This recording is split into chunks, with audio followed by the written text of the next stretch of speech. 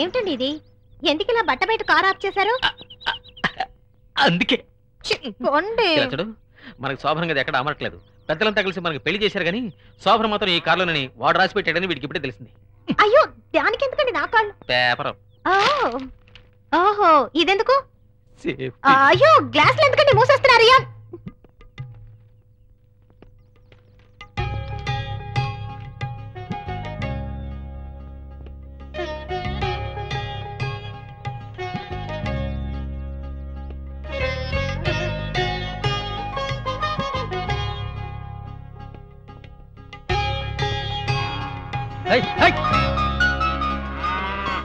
ఈ డాక్టర్తో చచ్చిపోతున్నాను. దూడం తోలికెళ్దామంటే రేపని మా పని నాకు గందరగోళం చేస్తున్నాడు. మనమే ఒక నిర్ణయానికి వచ్చేస్తే మంచిది. ఏంటి పేపరు? ఏం పిక్చర్ది? ప్రేమ పొంగ. ఎక్కడో పొంగనే. ఆహా లక్కు నాకు స్టార్ట్ అయినట్టుంది. లాటరీ టికెట్ నాకు పడిందో లేదు ఇక్కడే చూసేస్తాను. 7, 3, 4. ఆహా బంపర్ ప్రైజ్ నాకే. ఇదిగో చూడండి. అయ్యో మా తమ్ముడు అచ్చం మా నాన్నలాగే ఉన్నాడు కదండి. ఆశ్చర్యంగా ఉంది. మీ నాన్నలా లేకపోతేనే ఆశ్చర్యపడాలి. ఒరే నీకోటి కొనుక్కొచ్చాను రా, చూస్తావా? వా అబ్బా ఎంత పెద్ద నోరురా, లోకంతో కనిపిస్తుంది. లతుడు చైన్ వేసుకో వేసుకో వేసుకో. నా ముద్దుల బామ్మరదంటే నువ్వేరా? నీ ముద్దుల బావమరిది ఇంకోటి కూడా పుడతాడు. ఇంకదేం కుదరదు. ఇదే నేను అనుకుంటూనే ఉన్నా. గవర్నమెంట్ వారు డబ్బు బియ్యం ఇచ్చి ఆపరేషన్ చేస్తున్నారట. ముందు ఆపరేషన్ చేసుకుని బియ్యం తీసుకురండి. అల్లుడి గారు వెళ్ళలేదు కదా, అలాంటి వెండు చాలా డీసెంట్. గాంధీనగర్లోనే మావే. ఏమే ఎంత ధైర్యం ఉంటే నన్ను ఆపరేషన్ చేయించుకోమంటావు? ఏమండి మన అల్లుడు గారు ఉన్నందు వల్ల మీ మీద ప్రేమ లేని ట్యాక్ చేశాను. ఇది మీరు అపార్థం చేసుకున్నారే. ఇలా చూడండి, నాకు అన్నిటికంటే మీరేనండి గొప్ప. మీకు ఎంతమంది పిల్లలు కావాలన్నా నేనిస్తాను. ఏమిటే బీరువాలోంచి తీసిచ్చేలా మాట్లాడుతావు? చూపించండి, మీ కాళ్ళు చూపించండి. ఆ భయం ఎప్పుడు ఉండాలి మనసులోనా? మొక్కు. ఊటీ చలి, హోటల్ భోజనం, నోరు చచ్చిపోయింది. అందుకు నన్నేం చేయమంటారు? అవును, నువ్వెందులో స్పెషలిస్ట్? ఎందుకండి? వెజ్జా నాన్ వెజ్జా, సౌత్ ఇండియన్ చైనీసా? ఏమిటండి ఫూలిష్ గా మాట్లాడతారు? మనం ఇప్పుడెలా చైనీస్ గా మారుతాం? We are all Indians. పాస్పోర్ట్ లో కూడా అలాగే ఉంది. గొప్ప తెలివైందాను అనుకుంటున్నావా? అవును, నువ్వు వెజిటేరియన్ వండుతావా నాన్ వెజిటేరియన్ వండుతావా? కూర్చో. సరే గాని నీ దగ్గర ఏ ఐటమ్ బాగుంటుంది? కాఫీ పెడితే చాలా బాగుంటుంది. కాఫీ బాగా పెడతానే. నాకు అది మాత్రమే తెలుసు, మిగిలినవన్నీ మా చిన్నమ్మ వండి పెడుతుంది. అలానే మీ అమ్మని ఇక్కడ తీసుకొచ్చి పెట్టుకోమంటావా? అందుకు స్పెషల్ గా ఒక బుక్ కొనుక్కున్నానే. బుక్క? హనీమూన్ కే బుక్ కొనుక్కొచ్చిందంటే దీనికి కూడా బుక్క? ఇది కుక్ బుక్ అండి.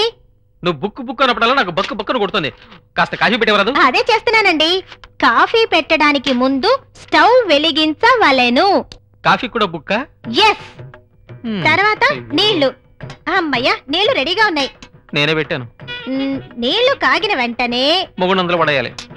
టెన్షన్ పెట్టదండి, తర్వాత కాఫీ కన్ఫ్యూజ్ అవుతుంది కదా. ఇదంతా చూస్తుంటే నాకే టెన్షన్ గా ఉంది. 2 టీ స్పూన్ కాఫీ పౌడర్.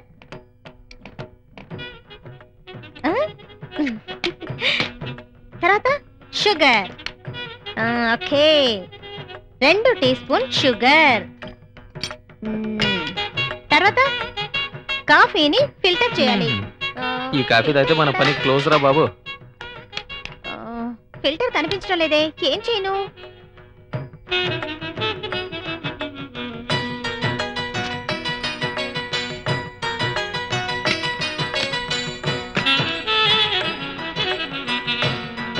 అయ్యయ్యయ్యయ్యా, ఛీ.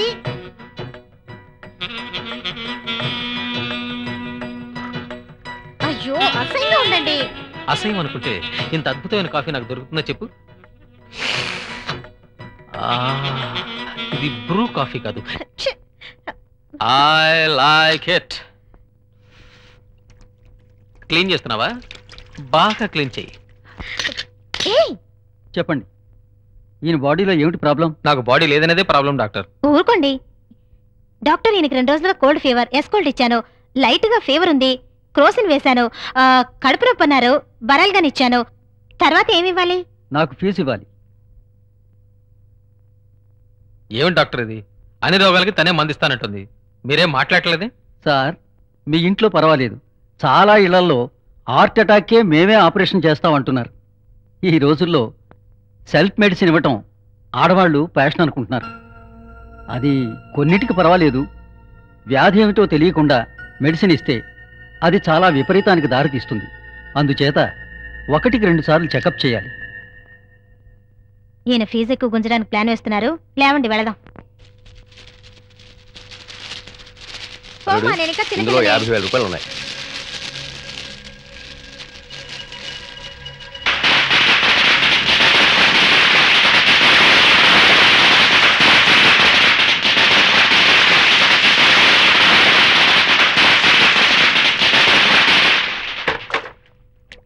ఈ కాలంలో మృగాల్ని కూడా అర్థం చేసుకోవచ్చు, మనుషుల్ని అర్థం చేసుకోవడం మహా కష్టం. చెప్పేదొకటి చేసేదొకటి. ఇంట్లో నటించే విధంగా వీధిలో నటిస్తే సినిమాలోనైనా ఛాన్స్ వస్తుంది. నువ్వు ఎవరినంటున్నావు? నేనెందుకండి మిమ్మల్ని అంటాను?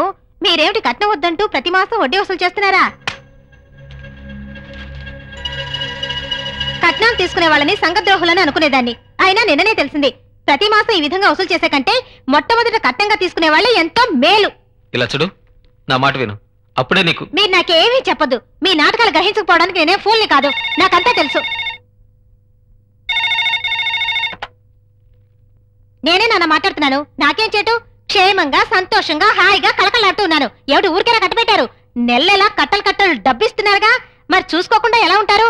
చూసుకుంటున్నారో లేదో, చూసుకుంటున్నట్టు బాగా నటిస్తున్నారు.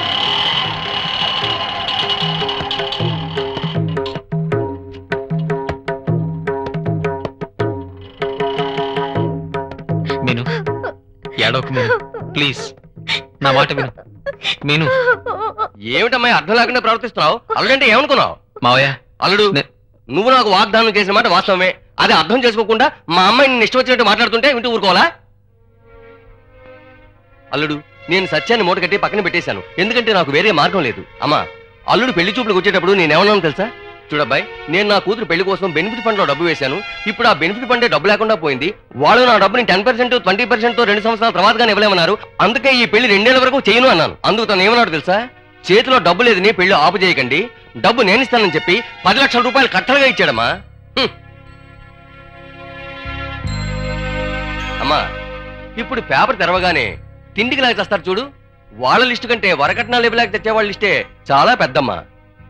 నీతో సిగ్గు విడిచిపెట్టి చెప్తున్నానమ్మా. ఇప్పుడు నీ మెళ్ళలో వేలాడుతున్నాయే ఆ శతమానాల దగ్గర నుంచి ఇప్పుడు నువ్వు జాలీగా వెళ్ళొచ్చావే కారు, ఆ కారు వరకు అల్లుడు మన కుటుంబానికి పెట్టిన భిక్షమ్మా.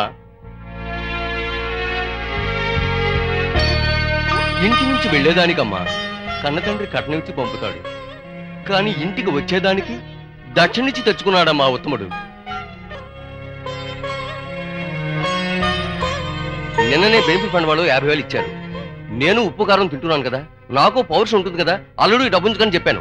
దానికి అతను ఏమన్నాడు తెలుసా? ఈ డబ్బు నాకు వద్దు, నీ కొడుకు పైన డిపాజిట్ చేసుకొని చెప్పాడు. ఎవరు? నా అల్లుడు. అది తెలుసుకో. కన్న కొడుకు కంటే అల్లుడే ఉత్తముడని నేను సంతోషపడుతుంటే నువ్వు ఏదేదో వాగుతున్నావే. బాబు, మా కుటుంబం నీకెంతో రుణపడి ఉంది. నా మొహం చూసి నా కూతురుని క్షమించు. ఏమిటి మాయో మా కుటుంబం అని చెప్తున్నారు? నేను మీలో ఒకని కదా. చూసావా, అర్థం చేసుకో. ఇది కూడా అంతే. దీని చిన్నమ్మలాగే కోపం వస్తే గెంతులేస్తుంది, విషయం తెలిస్తే టపేమని పడిపోతుంది. ఏ మీను, ఊరుకో ఊరుకోముండుంటే